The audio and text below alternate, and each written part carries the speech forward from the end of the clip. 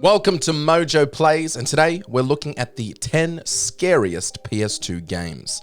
For this list, we'll be looking at the games that gave our younger selves nothing but nightmares. Did you get a chance to play these games, or were you too chicken? Type down below if you dare. Before we continue, we publish content all week long, so be sure to subscribe and ring the bell to get notified of our latest videos. Resident Evil 4.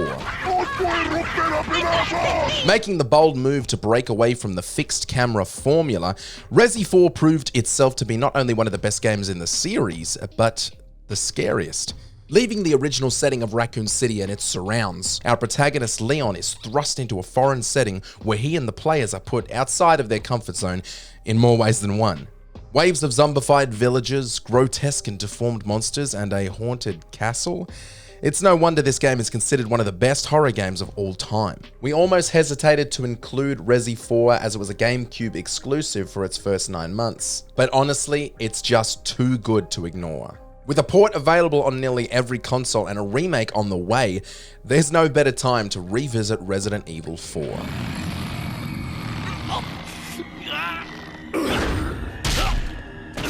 Obscure.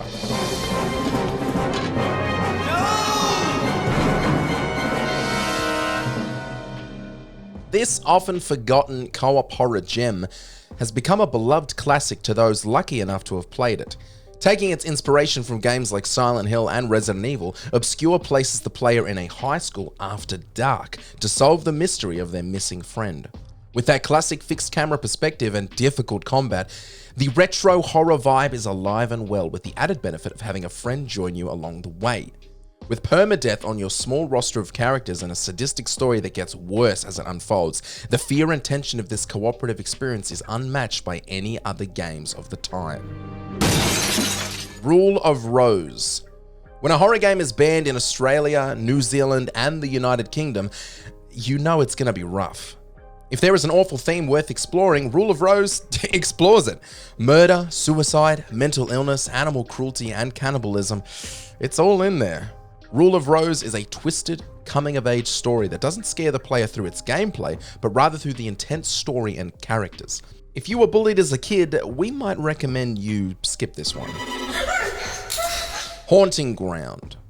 Haunting Ground is another one of those PS2 gems that's not only been forgotten to time, but fans agree wasn't appreciated upon release either. Although not an official Clock Tower game, it has been labelled by the developers as a spin-off spiritual successor to the much-loved series. You play as Fiona, a protagonist who, for all intents and purposes, is completely useless when facing up against enemies. This leaves you with only 3 options: use your limited abilities to fight the enemy, run, or hide. The first option usually being the jumping off point to option 2 and 3. With the addition of your dog companion Huey, Haunting Ground explores gameplay mechanics that are definitely different, but also super effective. Gripping and long, this campaign is a must for horror fans. Siren. Who is it? Known as Forbidden Siren in PAL regions, this game can be incredibly difficult for new players. Difficult to navigate and shockingly scary, this game has been the central focus on articles written to explain what makes horror games scary. The central gameplay mechanic is the ability to see through the eyes of the enemies around you. It's difficult to compare terrifying experiences with swiping through the enemy's visuals only to see yourself through their eyes. The game is not only scary, but incredibly engaging as it moves from protagonist to protagonist, keeping the stories always changing and never stagnant. Kuon. Before Elden Ring, From Software developed this eerie survival horror way back in 2004. Explore the manor and solve puzzles as 3 different exorcists, but watch out for the variety of monsters you'll face. The thing that makes this game so terrifying is the running mechanic. Let an enemy get close and you'll most likely see your demise. Run away and you'll take damage very slowly, and even worse, you might attract more enemies. Finding the balance while trying not to pee your pants is not easy. Kuon is nightmare fuel for anyone willing to try it. The Thing. Blake, it's Whitley. What's the situation? A direct sequel to the infamous John Carpenter film from the 80s, The Thing video game took on some bold gameplay mechanics for the time and executed them with pretty high success. Set in the Antarctic research base from the film, the player moves their way through the campaign with a squad that are all trying to avoid becoming part of the Thing hive mind. Using the game's fear/trust system, you must convince your team regularly that you are still you, while also convincing yourself that your squad is also human. This system makes this game both emotionally investing and enhances the horror elements to insane degrees. You won't just lose sleep, you'll lose friends. Fatal Frame 2 Crimson Butterfly. Of course I won't leave you behind. Move over, Outlast. You're not the only camera-based survival horror on the scene. Set in a timeless Japanese village, Fatal Frame 2 follows the story of twin sisters Mio and Mayu, who are trying to uncover the mysteries of this haunted village. With a fixed camera perspective combined with the first-person camera view, Mio can run from the spirits around her or face them by using the camera as a weapon, forcing her to look at her attackers directly.